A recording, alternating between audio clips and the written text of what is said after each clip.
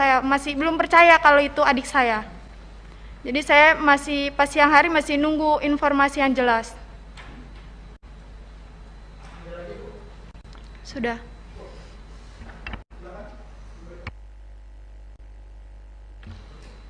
Iya Pak.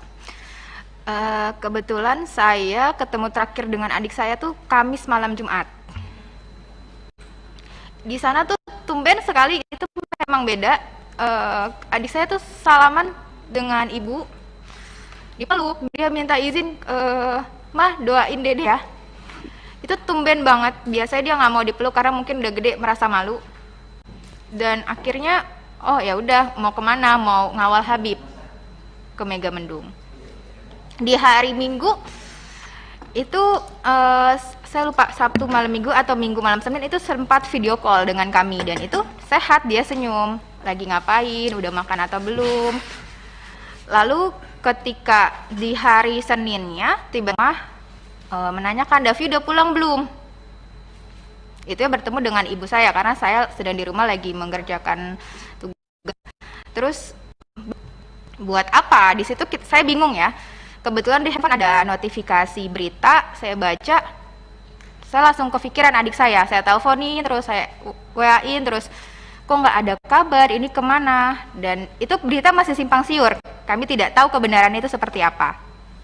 Dan untuk dibilang lukanya itu, subhanallah, itu seperti ditembak jarak dekat, karena saya tidak ikut memandikan, karena memang kan kalau dalam Islam memandikan kalau misal laki-laki dengan laki-laki, dan itu kebetulan ayah saya yang akan memandikan. Ayah saya cerita sambil berderai air matanya, sambil, oh ini benar-benar luka tembak tuh di dada ada 3, di punggung itu luka robek seperti diseret, di jidat ini ada biru seperti dihantam senjata api, yang belakangnya saya kan nggak tahu ya jadi senjata itu seperti apa, di belakangnya ini biru.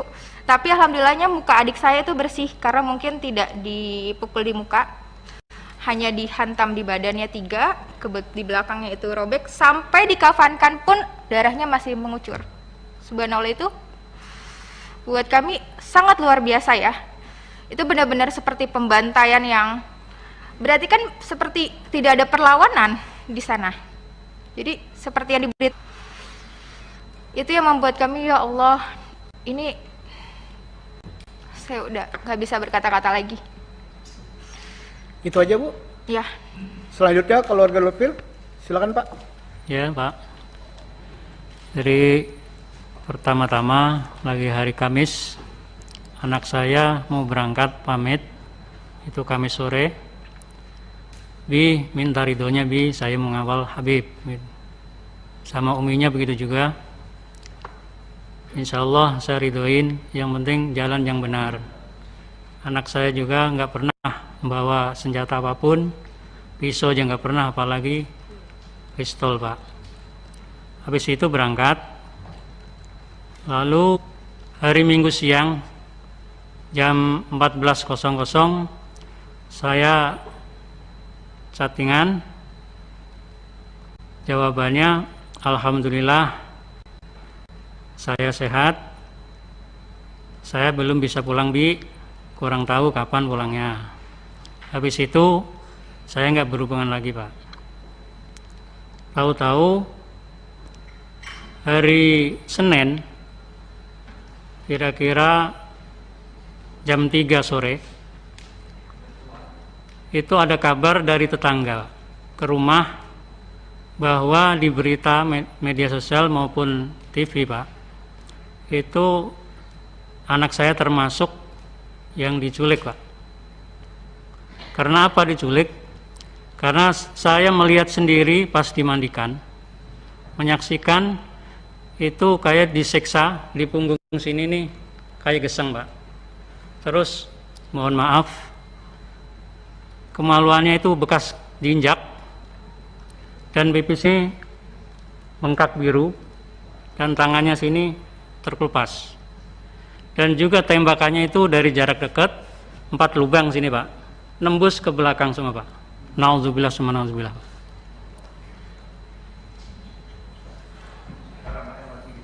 Jadi kulitnya juga yang di belakang sama yang sini itu agak terkelupas lain, agak lebar jadinya. Yang saya ketahui itu mandiin Bang si Aziz. Ya nanti. Jadi menjawab pertanyaan tadi itu cukup. Seperti Oke. itu kejadiannya. Selanjutnya kiri saya, siapa yang mau bertanya, Pak Adang? Atau siapa? Wah, itu sisi kanan saya. Oke. Kalau PKS satu aja, Pak. Ya, kalau Bapak bertanya, Santoso. Oke, silakan Pak Santoso. Terima kasih. Assalamualaikum warahmatullahi wabarakatuh. Pimpinan dan anggota Komisi 3 yang saya hormati, Bapak-bapak, keluarga korban tragedi Tol Cikampek. Yang pertama, tentunya saya ingin menyampaikan innalillahi wa inna ilaihi rajiun. Semoga almarhum husnul khotimah dan keluarga yang ditinggalkan diberikan kekuatan dan ketabahan. Bapak Ibu yang saya hormati, tanggal 10 ini bertepatan dengan Hari Hak Asasi Manusia di sedunia, di mana sebelum jatuh pada tanggal 10 ini telah terjadi tragedi di Indonesia yang kita semua tahu sangat menyayat hati. Dan semoga kejadian ini tidak berulang lagi. Saya fokus kepada keluarga almarhum ya. Setelah kejadian itu dan almarhum sudah dimakamkan, apakah barang-barang milik almarhum mungkin termasuk HP-nya atau apa dikembalikan oleh pihak aparat kepada pihak keluarga? Ini sangat penting, mungkin nanti bisa menjadi pembuktian pada saat proses-proses ini berjalan gitu. Kemudian yang berikutnya, saya ingin menanyakan juga, apakah pihak keluarga atas kejadian ini merasa terancam gitu, atau ada yang mengancam gitu? Karena menurut saya penting juga gitu, karena jangan sampai keluarga bapak ibu sudah menjadi korban, tapi ibu juga terancam, terintimidasi atas musibah ini, sehingga bapak ibu tidak bisa menceritakan, tidak bisa yang menjadi korban ya dari pihak keluarga ibu. Saya kira itu pimpinan dari saya, terima kasih. Pertanyaan Saudara Santoso. Yang pertama, apakah ada barang almarhum baik Reza, Andi, Lufi, ya, Kadafi itu pada saat jenazah diserahkan, itu ada yang diserahkan HP atau yang lain? Itu pertanyaannya. Yang kedua, ya, apakah ada ancaman-ancaman terhadap keluarga korban? Ya, agar tidak bersaksi atau tidak ini, tidak menuntut dan macam-macam, ada nggak itu? Itu kan sok. Oke, silakan mulai orang tua Pak Lupil, almarhum Lupil. Ya, terima kasih. Sampaikan bahwasanya barang-barangnya itu KTP pun nggak ada, KTP pun nggak ada, apalagi HP atau tasnya. Biasa itu anak saya bawa tas yang kecil itu buat HP dan lain-lainnya. Jadi KTP pun enggak, atau pakaian juga enggak. Yang keduanya, tadi ada ancaman dan macam-macam, Pak? Saya cuma curiga, akan menjawab di situ walaupun ada ancaman apapun. Itu terima kasih. Itu saya. Oke, silakan. Yang mewakili almarhum Kadafi, silakan. Pertanyaannya ada dua, Bu.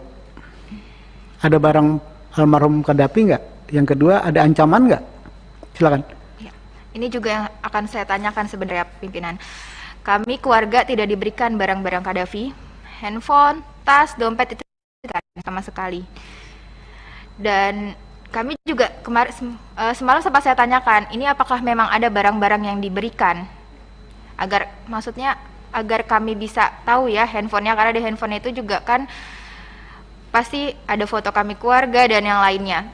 Lalu untuk ancaman, untuk sampai saat ini alhamdulillah memang tidak ada. Namun sama seperti yang diinformasikan Bapak Lutfi, kami merasa resah karena ketika ada kemarin pada saat di hari Senin kami kan sekeluarga di Pertamburan semua, itu banyak orang yang datang bilang dari A, B, itu yang saat ini dikeluhkan oleh kami. Gimana kalau misalnya nanti ayah saya nggak ada di rumah, di sana hanya wanita saja, lalu nanti banyak orang yang datang. Ada ancaman nggak, Bu? Kalau ancaman secara langsung tidak ada, tapi hanya ada sekitar melihat, menanyakan seperti itu, pimpinan. Oke, terima kasih Bu ya. Terima kasih. Silakan keluarga Reza dulu. Silakan Bu. Apakah ada barang Reza pada saat jenazah? Ada atau enggak? Yang kedua, apakah ada ancaman terhadap keluarga Ibu sesudah peristiwa ini? Itu pertanyaan Pak Santoso. Untuk barang Reza nggak ada. Tidak ada yang dipulangkan. Untuk ancaman alhamdulillah belum, hanya saja jangan sampai wartawan yang menanyakan keluarga Reza, simpang siur di bolak-balik melihat rumah, menanyakan sama orang-orang sekitar situ tentang Reza. Karena kita juga resah, sama saya seperti Kadafi. Saya laki-laki di rumah hanya satu, abang saya. Saya di rumah berempat, perempuan satu balita. Kami hanya merasakan resah. Terima kasih. Terima kasih. Keluarga Andi, silakan Pak. Ya, terima kasih Pak Ketua. Sebetulnya sama Pak, ya, dari teman-teman semua perwakilan. Nggak ada satupun barang yang saya terima, ya, punya almarhum. Bahkan itu masih aktif loh Pak. Iya, saya bingung itu masih aktif loh.